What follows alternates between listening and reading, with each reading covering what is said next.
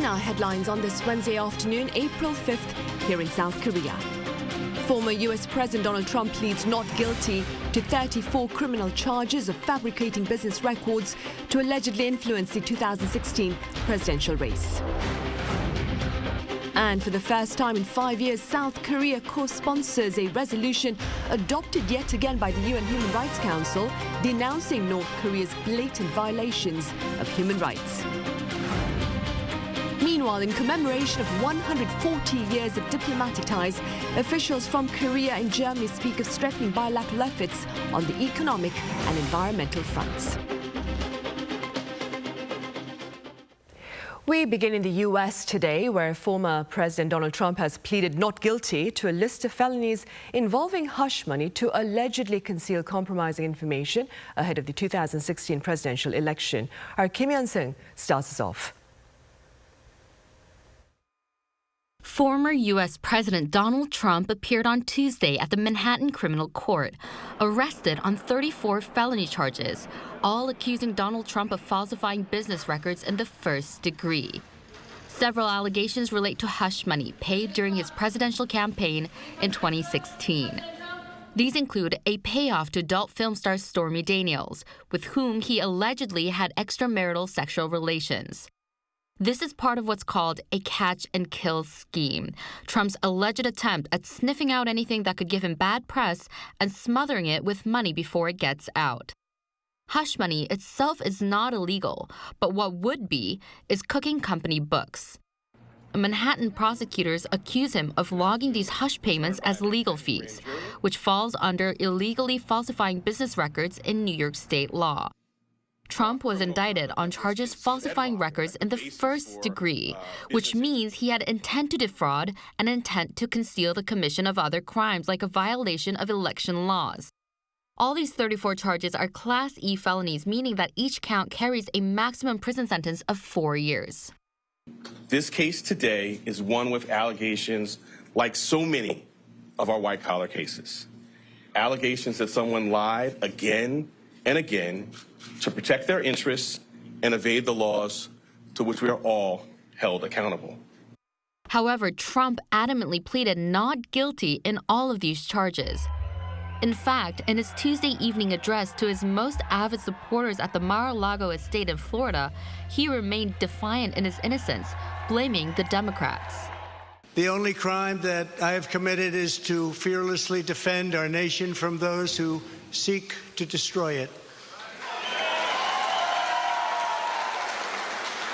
From the beginning, the Democrats spied on my campaign. He also said, quote, that this case was only brought up to interfere with the upcoming 2024 election and should be dropped immediately. Kim Hyun-sung, Arirang News.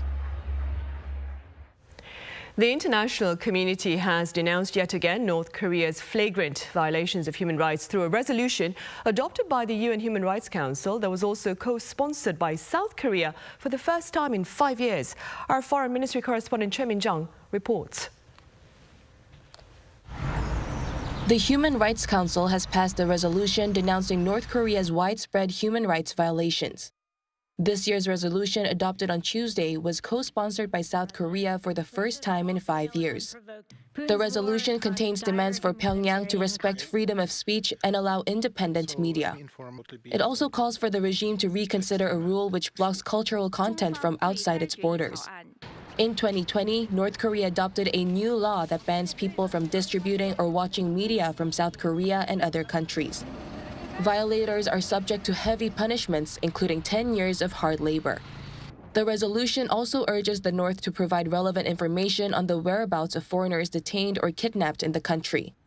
This reflects Seoul's demand for clarification on the death of a South Korean fisheries official who was shot by Pyongyang's Coast Guard near the border in 2020. South Korea's foreign ministry welcomed the adoption of the resolution. It said the resolution asks the North to acknowledge crimes and rights abuses that have occurred within the country. However, North Korea rejected the resolution, calling it a document carrying political conspiracy. The Council has been adopting a resolution condemning North Korea's human rights abuses since 2003. South Korea did not co-sponsor a resolution from 2019 to 2022 under the previous administration, as it sought to avoid tensions and resume dialogue with the North. The Yoon administration, meanwhile, has taken a more proactive stance in dealing with Pyongyang's human rights issues, as it co-sponsored a UN General Assembly resolution last December for the first time in 4 years. Choi Min-jung, Arirang News. Meanwhile, on the local economic front, Finance Minister Chu Kyung-ho has pledged more talks with Washington over the potential implications of the latter's CHIPS Act on corporate Korea. In a meeting with relevant ministers on this Wednesday, Minister Chu acknowledged that broader concerns over the act had been eased in recent times, but that there were lingering uncertainties, including the demand for sensitive business data and restrictions on chip shipments. He also touched upon the EU's recently announced Green Industrial Strategy, vowing government support to Korean companies seeking technologies to ease carbon footprints while continuing to engage with EU counterparts. And the government plans to raise the number of core strategic technologies for materials, parts and equipment from the current 150 to 200. According to First Vice Trade Minister Chang Young-jin, on this Wednesday, Korea will increase the number of companies that possess them as well from 66 to 200 by the year 2030. Also, these companies are granted tax credits for investments as well as acquisitions of businesses that produce materials, parts and equipment. The country's foreign exchange reserves, a barometer of financial stability, rose in March amid the weakening US dollar. The Bank of Korea says reserves stood at a little over $426 billion at the end of March, up some $780 million on month. Now, this comes after foreign exchange reserves broke 3 months of consecutive rises in February. Bank officials are linking the rise last month to the US dollar index weakening by 2.4% against major currencies, boosting the converted value of non-dollar assets. As of the end of February, Korea's foreign exchange reserves were the 9th largest in the world. The opposition-led parliament has denounced President Yoon's veto of its unilateral mandate for the government to purchase surplus rice. The displeasure was directed at Prime Minister Han Duck-soo as he sat through a Q&A session back on Tuesday. Our National Assembly correspondent Lee Si-hoo reports. Rival lawmakers at the National Assembly questioned government officials on Tuesday, focusing on the economy this time. On the second day of the 3-day interpellation, the Prime Minister and the Ministers of Finance, Agriculture and Transport, among others, were in attendance. Lawmakers asked him questions involving the rising energy bills, low birth rate, and South Korea's economic relations with Japan. The key question of the day was on the recently passed revision of the Grain Management Act, which President Yoon had vetoed earlier on Tuesday. What was the main reason for the veto? We think the law forcing the government to purchase surplus rice is not helpful to farmers or to our finances. Researchers say that purchasing surplus rice would lead to overproduction, which would eventually lead to a fall in price. The opposition, which last month pushed for the passing of the bill, called for better treatment of the farming industry. I think the government should treat our agricultural industry well. It's helped our economy become the 8th largest in the world. What do you think? I completely agree with the agricultural sector's contribution to South Korea's economic advancement, but the problem is the agricultural environment is rapidly changing. Demand is decreasing, and I think it's time we employ policies that suit the needs of farmers. The revised Grain Management Act calls on the government to buy surplus rice if demand falls short of production by 3 to 5%, or if prices fall by 5 to 8% or more from the year prior. Now, this is the first time that President Yoon exercised his veto power, and also the first time the executive right was used since 2016. The vetoed act will now be put to a vote once again at the National Assembly. For it to pass, it requires over 2/3 of the votes of at least half of the parliament's lawmakers in attendance. If passed, the government has to accept the bill. But considering how 115 out of 299 lawmakers are part of the ruling People Power Party, making up over 1/3 of the parliament, it's widely expected that the bill will not pass the assembly this time. 이시후, Arirang News. Also, on the local front, President Yoon has designated 10 regions severely damaged by the recent wildfires as special disaster zones. Now, they include the areas that suffered level 3 fires in Hongseong, Chungcheong, Namdo Province and Hampyeong, as well as Suncheon counties in Jeollanam-do Province. The designation makes these regions eligible for state support in recovery efforts. A total of 53 wildfires broke out nationwide starting Sunday, with all fires contained by Tuesday afternoon. No casualties were reported, but some 1,400 people were evacuated, and the total area damage was equivalent to roughly 4,400 soccer fields.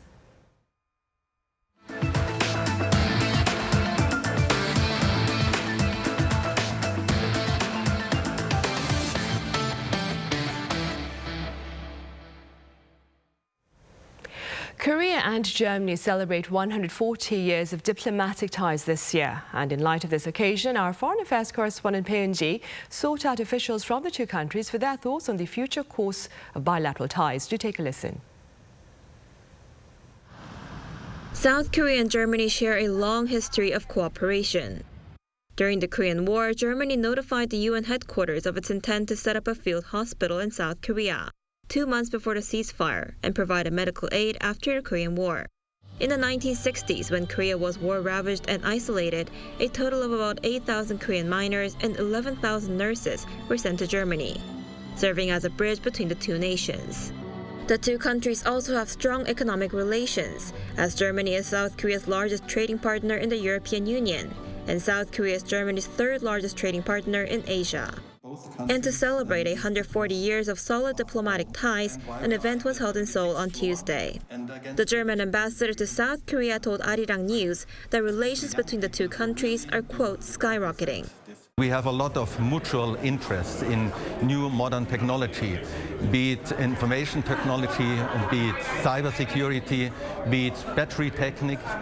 The South Korean ambassador to Germany also expressed hopes of more cooperation in various fields, noting that the two countries share common universal values such as freedom, democracy, and rules-based international order.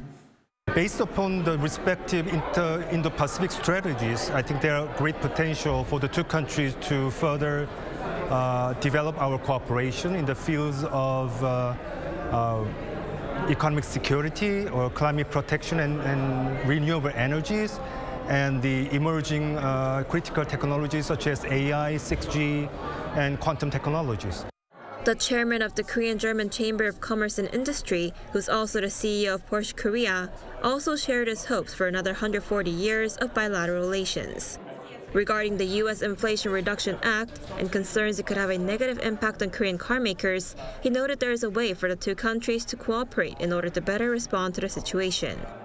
I think our countries have the opportunity to keep a free market and keep the free flowing of goods, and I think this is what strengthens every economy. And if we can be a positive example on how this can work between the two countries, I think we can influence the rest of the world. Pei Eun-ji, Arirang News. Over in Busan, the International Exposition delegation continues its on-site inspection of the city on this Wednesday with a trip to the proposed main World Expo venue, the Busan North Port. Local officials touched upon the port's accessibility and its symbol of growth as features behind their selection of the port as the main venue. Ahead of the visit to the port, the delegation was also at the Expo promotional theatre that opened today. Now, later on this Wednesday evening, the delegation will end its second day of inspection with a K-Culture Night at the Busan Cinema Center. On Thursday, the last day of the inspection, the delegation will visit the UN Memorial Cemetery and indulge in a fireworks display at Kwangali Beach. In other news, French President Emmanuel Macron and European Commission President Ursula von der Leyen are visiting neighboring China starting this Wednesday in hopes of reshaping Europe's relationship with Beijing, provided the latter refrains from aiding Moscow's war in Ukraine. Our Lee Sing-jae reports. Both French President Emmanuel Macron and European Commission President Ursula von der Leyen arrived in China on Wednesday. Their trip is part of a 3-day visit to hold talks with Chinese President Xi Jinping aimed at discussing Ukraine as well as trade and human rights issues. While experts don't expect any major outcome from the talks with Xi, the two European leaders are expected to push Beijing to limit their support for Russia's invasion of Ukraine. Others believe that the trip is just part of efforts to re-engage with China, with it being Macron's first to China since 2019 and von der Leyen's first as head of the European Union's executive arm. The trip also comes as von der Leyen expressed concerns over the EU's relations with China becoming more distant in recent years. It is clear that our relations have become more distant and more difficult in the last few years. We've seen a very deliberate hardening of China's overall strategic posture for some time. And it has now been matched by a ratcheting up of increasingly assertive actions. Meanwhile, President Macron is also expected to visit the Chinese city of Guangzhou. Macron is currently traveling with a group of over 50 CEOs, including French energy giant EDF, rail transport manufacturer Alstom, and European plane maker Airbus. Experts say Paris is trying to maintain and rebalance trade relations with Beijing. So the question remains, will the two European leaders be able to pressure China into limiting their support for Russia, while also calling for better trade relations? Lee Seung-jae, Arirang News. Speed has been the name of the game in delivery services here in Korea, and these services are looking to get quicker, boosted by artificial intelligence and automation. Our Yoon explains. This is what package sorting looks like at the latest e-commerce fulfillment center. Customers place orders for daily essential items, and these automated shelves pick up the product and move them to packaging stations. And then the packaged products are sorted by delivery destinations. Instead of people manually going to look for products one by one, these robots follow QR codes on the waybills of the items as well as on the floor. Technology has made the sorting process less laborious and increased its efficiency by 65% compared to when it was done manually by a person. In March of last year, South Korean e-commerce giant Coupang began the operation of this cutting-edge fulfillment center in Daegu, showcasing what the future of logistics looks like. This facility is the largest of its kind in Asia, featuring automation technology, utilizing big data and artificial intelligence. Since launching its ultra-fast rocket delivery service in 2014, Coupang has built a network of roughly 100 logistics hubs across the country. But it wasn't until the third quarter of 2022 that the company turned a profit for the first time, after suffering a cumulative loss of $4.4 billion over nearly 8 years. With our state-of-the-art logistics network that combines AI, big data, and automation, we will continue to create jobs and seek mutual growth with the local community. Competition for what's called bullet delivery has grown fiercer than ever among e-commerce companies. Not only are orders placed at night delivered before morning, but now orders made in the morning are delivered by the evening. But IT companies have also pushed onto the scene of same-day delivery. Naver has partnered with CJ Korea Express, and Kakao Mobility acquired the startup company Today's Pickup to support small business owners with same-day deliveries. The technology combining artificial intelligence and big data behind the automation of logistics facilities is expected to play a key role in determining the outcome of the ongoing competition among delivery service providers. Ian-jin, Arirang News.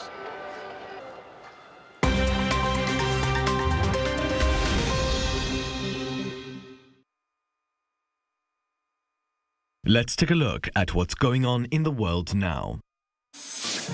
In Brussels, NATO has officially welcomed Finland as its 31st member. During a ceremony at NATO headquarters on Tuesday, Finland's flag was unfurled among those of fellow members of the military alliance. The ceremony fell on the same day as the organization's 74th founding anniversary. It means that NATO has doubled its frontier with Russia, as Finland and its neighbor share a border 1,300 kilometers long. It also means that Finland has now abandoned its 7 decades of military non-alignment. In response, US President Joe Biden issued a statement congratulating Finland and called for NATO members Turkey and Hungary to quickly conclude the ratification processes that would allow Sweden to join as well. It also drew positive responses from Ukraine and the United Kingdom. But the move has been met with backlash from Moscow, which has threatened countermeasures. Meanwhile, in the Indian Himalayas, at least 7 people have been killed and over a dozen injured following a major avalanche. It took place Tuesday morning local time near the Natula mountain pass in India's northeastern state of Sikkim. According to officials, the avalanche came after unseasonal rains and hit a road where several vehicles were carrying tourists. Rescuers were able to pull 20 people out of the snow alive and saved 350 tourists and 80 vehicles that were stranded. It's still unclear what triggered the avalanche, which also came at an unusual time of the year. Over the past 2 years, the Indian Himalayas have seen an increased number of such events, which have killed at least 120 people. Meanwhile, a 2018 study says that the region is at an increased risk for avalanches due to climate change. Turning over to Turkey now, almost 2 months after the devastating earthquakes that struck the country and neighboring Syria, a mother and her baby daughter have finally been reunited. They were brought together at a hospital in the city of Adana on Monday after DNA testing confirmed they were related. They were separated during the February 6th earthquakes that hit their home in the province of Hatay. The baby girl has been called a miracle baby after she was pulled out of the rubble 5 days later with no injuries. However, her brothers and father were among the 56,000 people killed by the earthquake and subsequent tremors across Turkey and Syria. And finally, the cryptocurrency Dogecoin has seen its price surge after Twitter switched its iconic bluebird logo to the image used by the popular virtual coin, a Shiba Inu dog. After Twitter made the change on Monday, the price of Dogecoin rose more than 30% in 3 hours. Musk is a known supporter of cryptocurrencies and has advocated for both Dogecoin and Bitcoin. Twitter has declined to say whether the logo change will stay. The logo change comes after Musk on Friday asked a U.S. judge to dismiss a $258 billion lawsuit that accuses him and his electric car company, Tesla, of running a pyramid scheme to support Dogecoin. Matthew Ashley, Arirang News. In the option selection,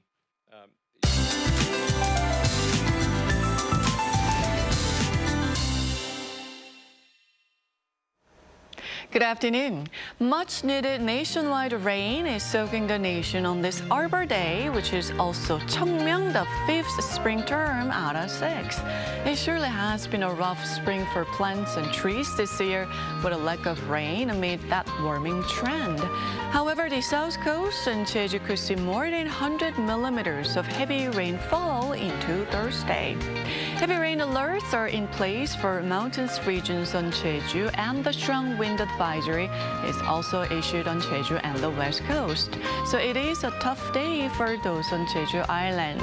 Well, if you are flying in and out from the resort island, be sure to check your flight schedules in case of any cancellations today.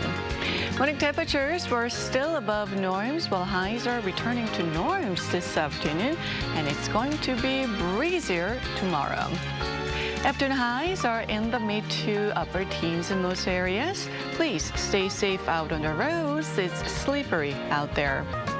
Sunny skies return after the rain, but temperatures continue to drop with an expected low of just 3 degrees Celsius here in the capital.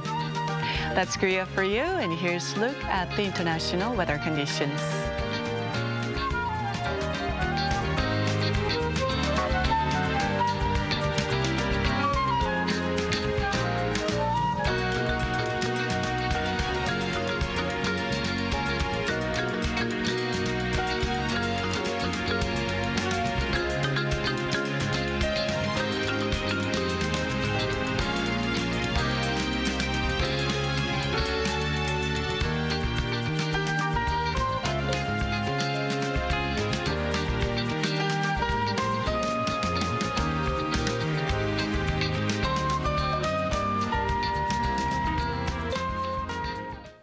On that note, we end Wednesday's afternoon newscast. As always, we have our panel session coming up right after this break, so do stay tuned. Thank you for now.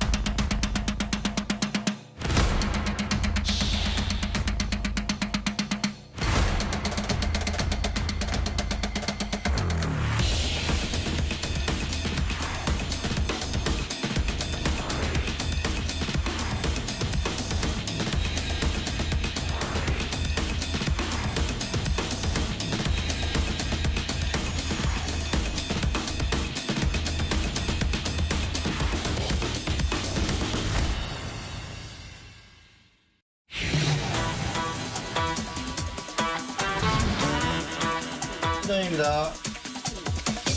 한국 스탠바이. 한국 스타트.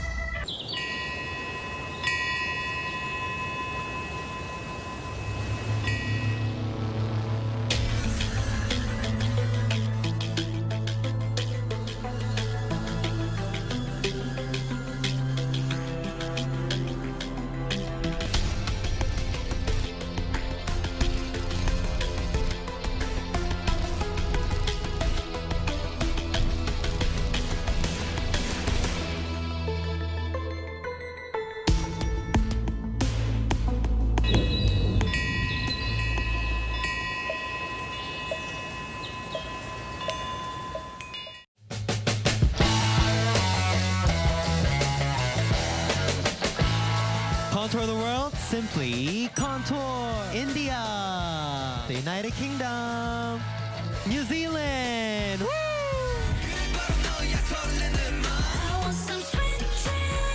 I'm excited. Are you excited? Of course. Yeah.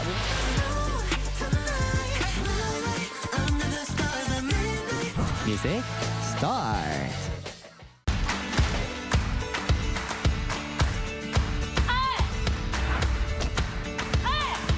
한번 2분.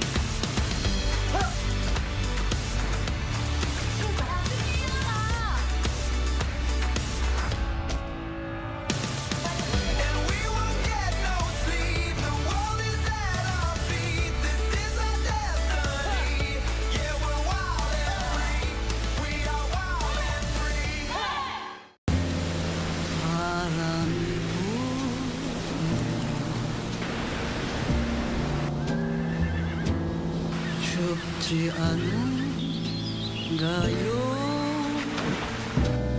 처음 태어난 이별에서 사는 우리 손잡아요. 꽃 피는 동백섬에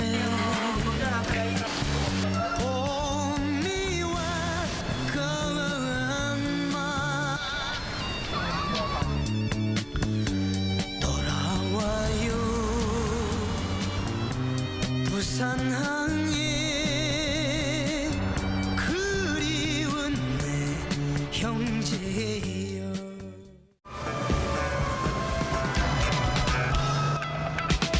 어쩌다 마주친 그대 모습에 내 마음을 빼앗겨 버렸네. 어쩌다 마주친 그대 두 눈이 내 마음을 쏟아버 버렸네.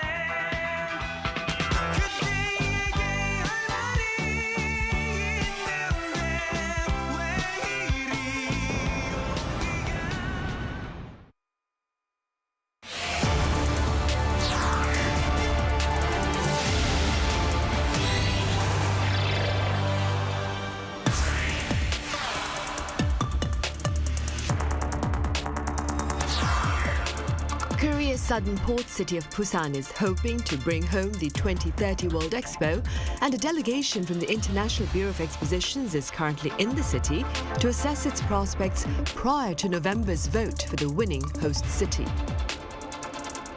So what are Busan's merits as a potential host of the 2030 World Expo?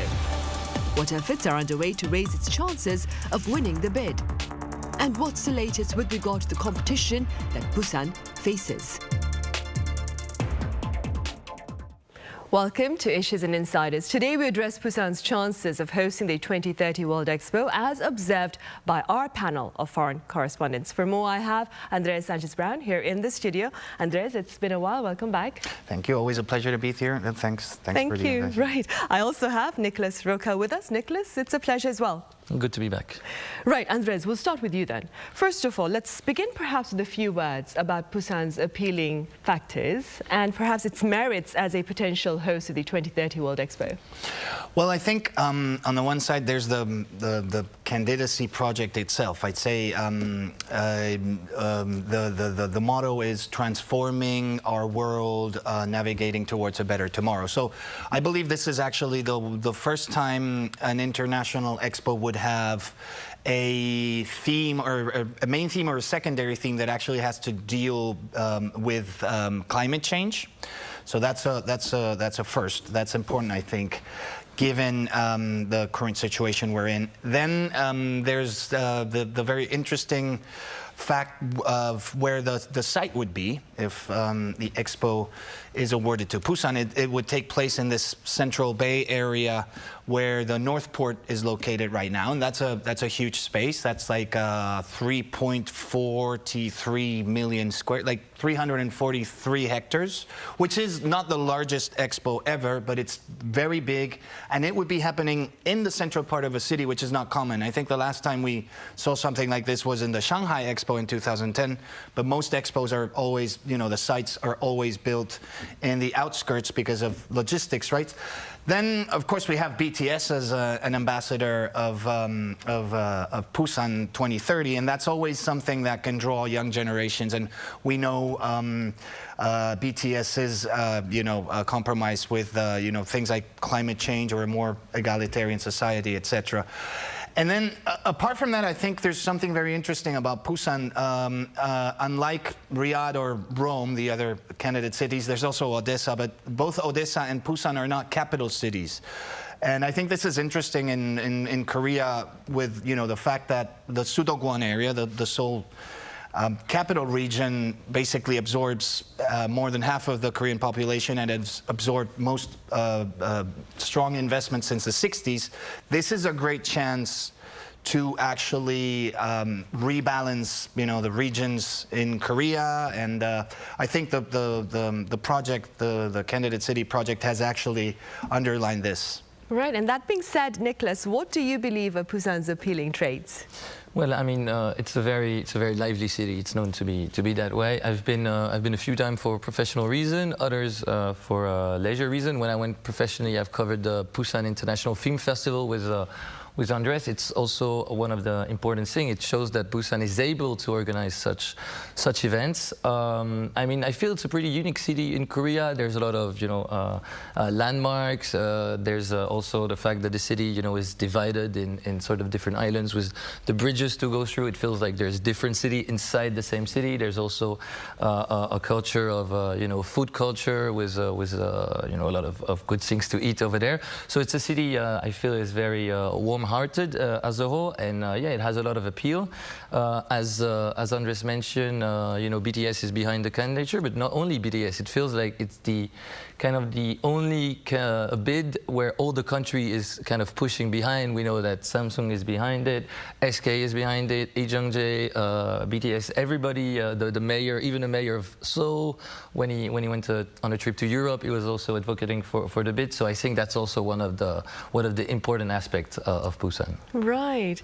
Andres, speaking with Arirang News this week, Busan Mayor Park Hyung-jun was confident about his city's prospects of winning the bid to host the 2030 World Expo. Now, I understand you've also interviewed him on quite a number of occasions. What more can you share with us?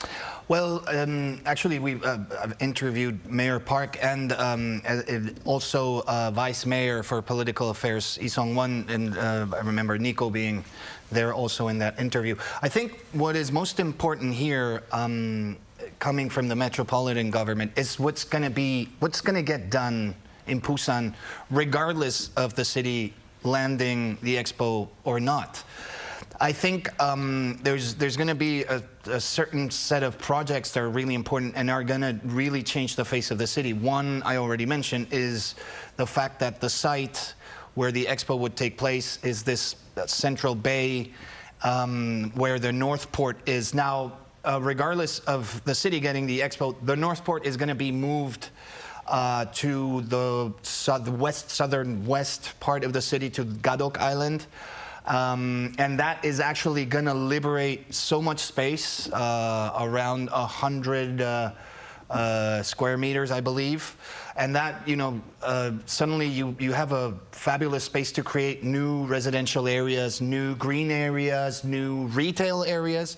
Like, it's a really unique chance for a city as big as Busan suddenly to have this opportunity to redraw itself and reimagine itself towards the future. In such a central area. Then there's going to be a new airport, the mayor confirmed, and it's also going to be built in Gov't Island because, of course, Gimche, the one that serves the city, is too small. So they're trying to get a bigger one for making it a bigger transport logistics hub. I think even, we've discussed some projects with him. They're a little out there in the future, but, we actually asked him about this tunnel that would link the city of Busan and the Japanese city of Fukuoka. And of course, he said it's been, it's been a project that people have talked about for ages, and, it's still a little out there, but he said, you know what, if bilateral relations keep improving and if things go the right way, why not? This could actually happen in the future. Right, I think it's very interesting. Right.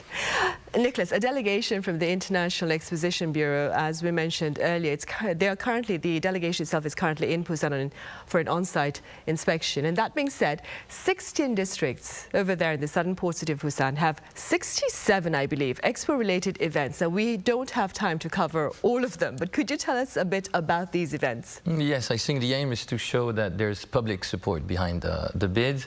And for instance, they were welcomed, the members of the delegation, they were welcomed at the train station by a couple of thousands of citizens apparently singing yesterday. I mean, yeah, the program, as you mentioned, is huge. For Namgu, there's going to be events using lion mass dance. Busan Chingu, there's going to be different events near the riverside, some festivals related to the exposition. For, of course, Hyundai-gu and the beach. On the beach, there's going to be a lot of promotional videos of the expo. Nearby, there will also be some different landmarks of the exposition. There will be some sculptures to honor them, such as, of course, the Eiffel Tower that was built in the 1899 Paris exposition, and that is still here today. The other gus, I don't want to, forget any, but there's Dongnae-gu, Sasan-gu, Gijang-gu, where there's going to be walkathons, where the citizens are going to be able to walk, some flash mobs, some different tours to, maybe present a bit more thoroughly the different landmarks of the city. So yeah, there's an important program, and I think the aim is really to show, and that's maybe also one of the difference with the other candidature, and that's probably also because Busan is not a capital city. The citizens and the popular support is probably higher because it means more probably for citizens of a city that is not already amongst the most well-known in the world to put their city out there and to promote the city. So I think, yeah, it's a smart move from the candidacy team. Right, I suppose it would be a great time to be in Busan right now, this week that is. Andres, I hear one prerequisite for selection is that the bidding city must solve its environmental problems. That being said, what has or is Busan doing on that front? Well, on the environmental side, the bigger issue right now, as we all know, probably is the bad air. This is something that not only affects Busan, of course, it affects mostly all of Korea right now, the famous fine dust problem. When it comes to the metropolitan government, they've, of course, projected to open up new green spaces, etc. Also, I believe that by the end of 2024, there's going to be like 720 new hydrogen public buses running in Busan, which is a lot of them. That's most of the buses, I believe. And as you know, a hydrogen engine basically transforms hydrogen into electricity, and the byproduct is basically water, steam, or vapor, right? So there's no emission there. But then also, the Ministry of the Environment and the Ministry of Trade, Energy, Industry should do their part as part of the framework that is national, and when it comes to reducing fine dust. things like, for example, upgrading the technical requirements in a lot of areas. Let's say, for example, fishing. Busan is a big fishing port as well. So all these regulations regarding fishing vessels have to be looked at this year, actually. But also, you know, cooling systems and heating systems for buildings, restaurants, all that kind of emissions have to actually be upgraded this year. So I think it should improve air quality, not only in Busan, but in the whole country. Right, we'll keep our fingers crossed. Nicholas, Busan Mayor Park Hyung-jun claims Busan will write a new chapter in the World Expo history by hosting the event both in its physical form as well as in its virtual form, and also by offering visitors to Busan a surreal convenience using new technologies. Could you explain this for us? Well, it wouldn't be a Korean Expo if there wasn't a little bit of metaverse. Wouldn't be. I mean, yeah, this country is prone to, you know, offer new technologies. I mean, Seoul City is offering already some metaverse possibilities for the citizens. So I think it also goes with the image of the country to, you know, focus on that. And so yeah, the plan of the expo is to enable citizens around the world to visit the different pavilions through the metaverse. I think it's a great idea because I'm pretty sure Korea has the capacity to do so, first of all, and then, you know, coming to a World Expo, it's very costly. Not everybody can do it, so it speaks for the inclusion it's going to be able to offer. I'm not sure it will prevent people that really want to come to do so, but it's more for people that are maybe curious around the world, but that can't afford it, the possibility to do so. For the people that would be lucky enough to be able to come, there's also a vast program. There's going to be apparently UAM drones flying in the air to deliver packages. Also, in order to manage the crowd in the most efficient way, the plan is to create AI avatars that are going to wait in the queue for you, so that you don't have to show up in person and wait, and you know, to make the most of your time there. There will also be AI avatars that are going to be able to plan your tour, so that you know which pavilion to visit first, which one next. So yeah, a wide range of options. That being said, 2030 is a far, you know, it's 7 years ahead. We've seen technology improving at such a high rate that who knows what innovation actually will be in place there. Probably something we can't even imagine already. So yeah, I think, yeah. Busan. I would have to agree with you right there. And in fact, I'm looking forward to these avatars who wait in line for you and plan your day. Now, Andres, in an exclusive interview with Arirang News, Prime Minister Han Duck-soo said Busan has all the traits symbolic of South Korea. To what extent do you agree with his assessment of the southern city? I actually, I couldn't agree more, if I might. I actually was lucky enough to be in Busan with Prime Minister Han and Mayor Park very recently. And we talked about this while visiting Gamcheon, the Gamcheon area. And yes, they were pointing out what a great legacy in that sense Busan is. You know, we're always talking, especially overseas, about the miracle of the Han River, right? Regarding Seoul and Korea's economic development. But I think we can actually perfectly talk about the miracle of the Nakdong River as well, if you think about it. And this was something that we discussed with the mayor and with the prime minister.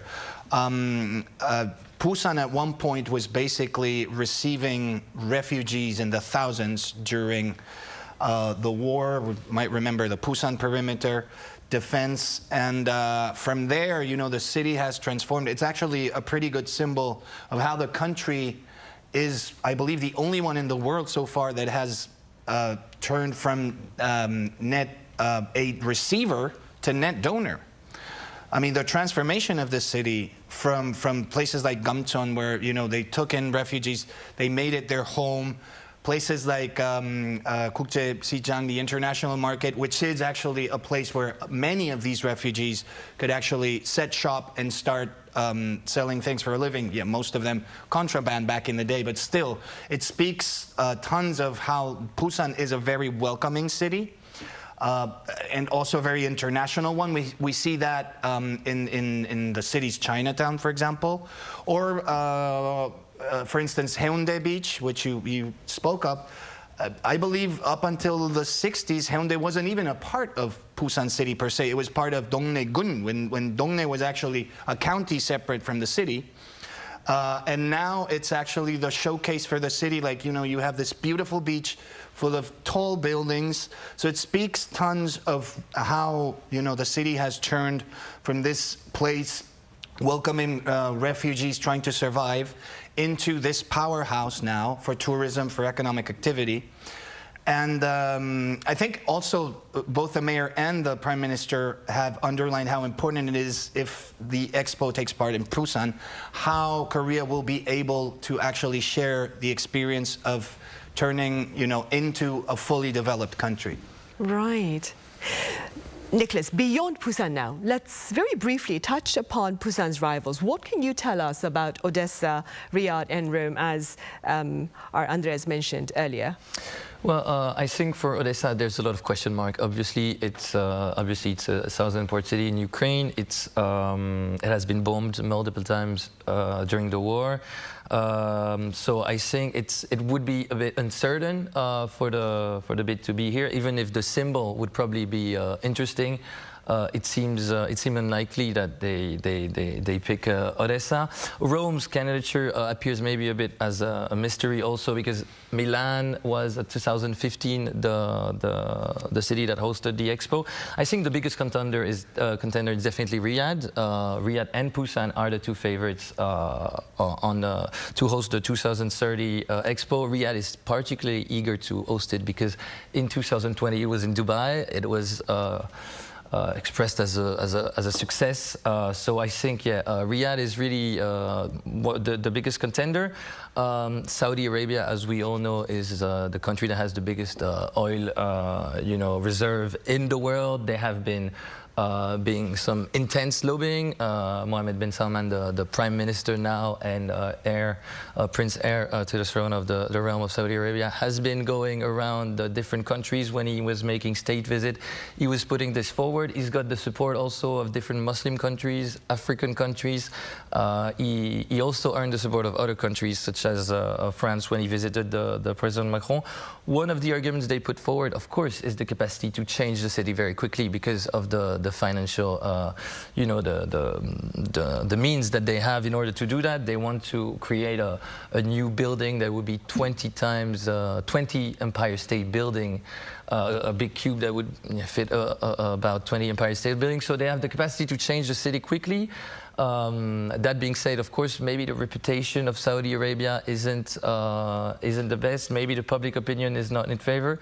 I mean, yeah, but anyhow, it is, I think, the biggest contender to Busan's bid. Right, and we'll know about the winning city in November, of course, then. And in the meantime, then, Andres, on a personal level, are there any suggestions that you care to share to raise, perhaps, Busan's chances of hosting the 2030 World Expo? I actually can't think of any. I'd just say, you know, keep it true to its spirit. I think the candidate city project was very solid and knew their strong points and have pitched the idea pretty nicely. I think Busan is a very appealing city. You've said it, Nico, before. It's a very welcoming city. It's not a capital city. This is important. And as someone who comes from Spain, we actually hosted the World Expo in 1992 in the city of Seville.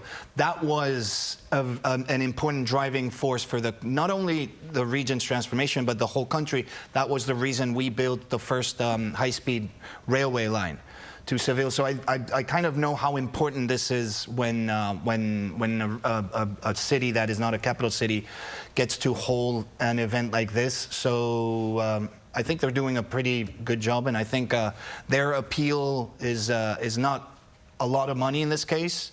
It's just how welcoming and wonderful the city is. Right. And speaking of that, Nicholas, as Anders mentioned earlier, Busan's slogan for the World Expo reads, "Transforming our world, navigating toward a better future." That being said, what more perhaps could Busan, or South Korea for that matter, do to pave perhaps a more viable path to a better future?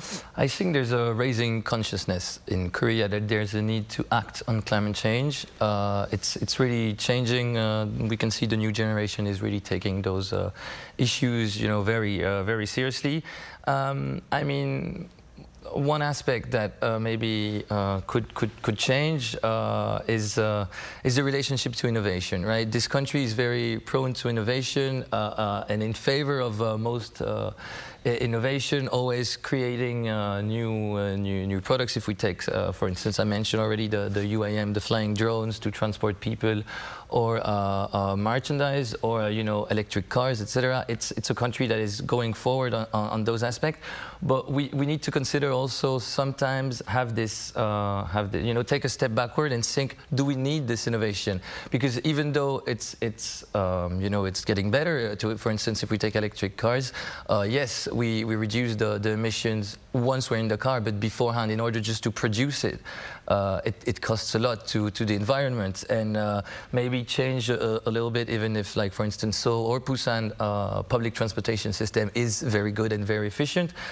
Maybe be able to change a bit the mindset of people in order to for instance, I don't know, the ideal situation would be, for instance, to ban cars from city centers and focus on public transportation. I mean, I think it's, this kind of mindset is something that, yeah, maybe Korea could work on in the future if this country wants to take, the next step in order to adapt to the very near and intense climate change crisis that we're facing. Right, and very briefly speaking, Andres, keeping in mind what Nicholas has just said, do you suppose Korea can afford to do more in terms of raising awareness within members of the public about the importance of ensuring a more sustainable society? I think they can do, and they've already done. Let's not forget that, for example, Korea is already one of the countries that recycles more. Especially for food waste. And I think Korea caught on the whole recycling culture amazingly fast. So definitely, not only are authorities, but also Korean society capable of, getting on board all these new. And I think, eventually, yes, probably we'll probably see at one point certain areas in big Korean cities where private cars are banned. We're seeing that in Europe already. We're seeing that in many cities, so why not? Yeah, sure. Right, of course. We'll keep our fingers crossed for that as well then. All right, Andres, as always, thank you very much for your time and your thoughts. Thank you so much for having us. Nicholas, thank you so much for your insights. Thanks for the invitation. Right, well, that is all the time we have for this edition of Issues and Insiders. Thank you for watching. See you same time tomorrow, that is Thursday.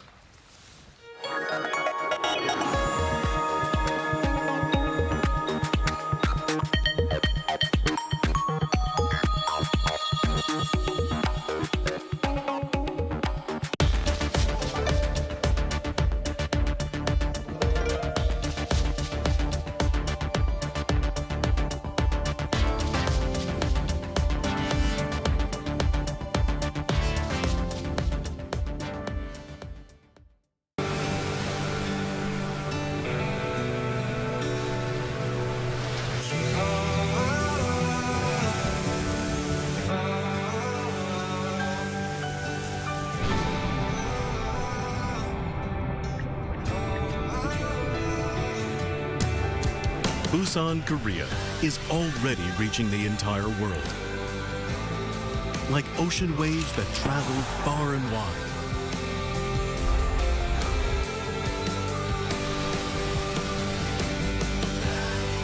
It's Busan, the perfect World Expo city.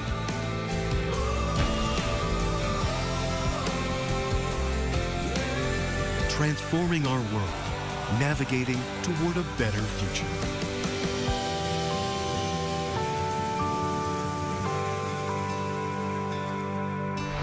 World Expo 2030, Busan, Korea.